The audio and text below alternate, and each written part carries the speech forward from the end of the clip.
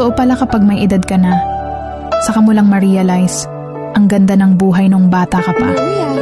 Noon simpleng saya lang sapat na. Laro sa labas, tawanan kasama ang mga kaibigan, at uwi sa bahay na pagod pero masaya.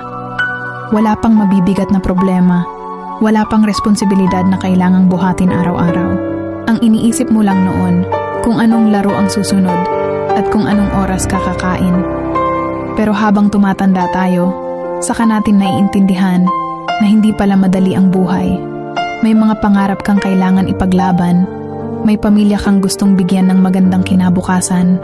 Doon mo marirealize na ang mga simpleng araw noong bata ka ay mga panahong hindi mo na mababalikan. Pero pwede mong gawing inspirasyon para mas lumaban. Kaya kung pagod ka man ngayon, tandaan mo lang, minsan kang naging batang puno ng pangarap. At hanggang ngayon nasa iyo pa rin ang lakas na iyon para ipagpatuloy ang laban sa buhay.